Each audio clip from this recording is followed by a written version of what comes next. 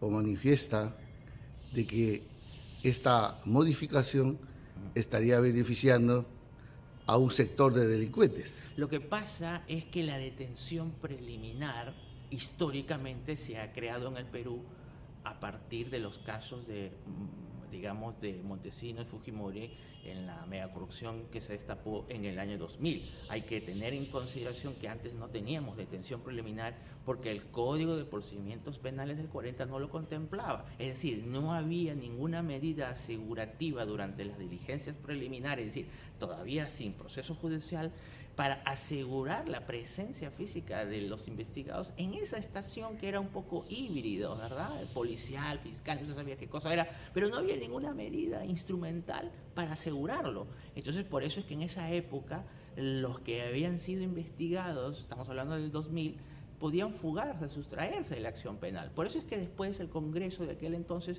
hizo una introducción respecto a algunos delitos o sea, detención preliminar solo para algunos delitos de corrupción, de organización criminal y varias medidas asegurativas.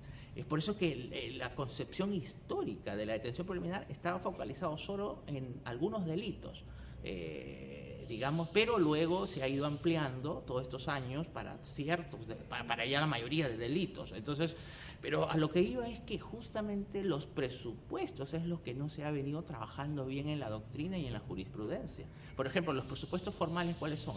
Que el requerimiento del fiscal y controlado por el juez, por ejemplo, que el fiscal esté determinado quién va a ejecutar la medida. Segundo, que esté que sea el tiempo que va a durar, que son 48 horas para detenciones o procesos simples, 7 días para procesos complejos y 10 hasta 15 días para procesos con crimen organizado, ¿verdad? Entonces, por eso es que justamente este tema de los presupuestos sustanciales, que es justamente que digamos, los presupuestos son que tenga que tener unas razones plausibles, dice, ¿no? Es decir, que lo que el fiscal le vaya dando como elementos de convicción para poder detener a una persona, es decir, testimoniales, algunas delaciones de colaboradores eficaces, algunos documentos que se vayan develando, todo eso sirve para el acervo probatorio. Y segundo, el más importante, es que exista cierta posibilidad de fuga o que el investigado pueda obstaculizar la averiguación de la verdad. Obviamente que el delito sea superior a 4 años de privación. Pero eso ha permitido que, por ejemplo, que connotados personajes, por no decir los nombres, han permitido que se fuguen.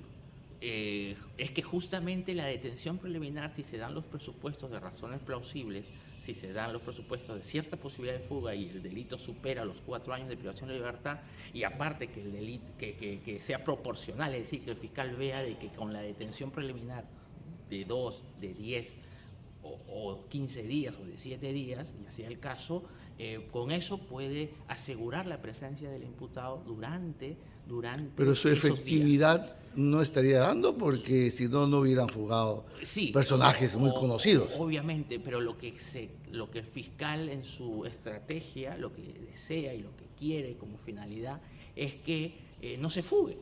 Pero se han fugado. Se han fugado. Obviamente que la estrategia ahí habría demorado, pero lo que pasa es que esto es muy excepcional, no es la regla. Por lo tanto, el fiscal debe tener en consideración que al detenerlo, vaya a tener que consolidar un caso para luego pasar a la siguiente estación, que es la prisión preventiva. Es decir, un fiscal jamás va a detener preliminarmente si es que no tendría en consideración luego una posible prisión preventiva ya en un proceso judicial.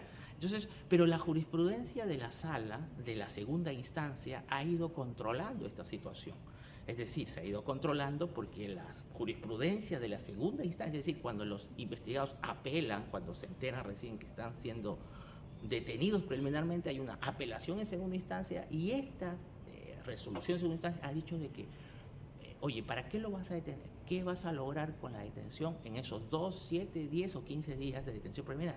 ¿Qué diligencias vas a hacer con la presencia del imputado o del investigado en esos días cortos, ¿no?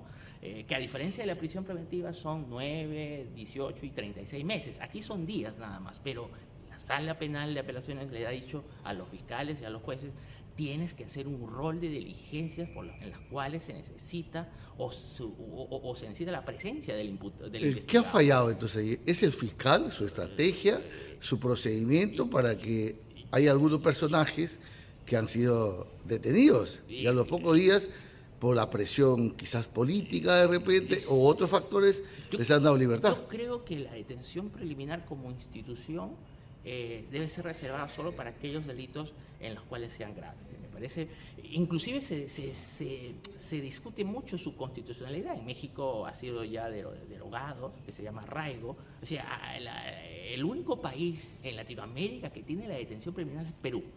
Tú vas a Argentina, preguntas, no existe. Vas a Colombia, no existe. México ya la acaba de derogar.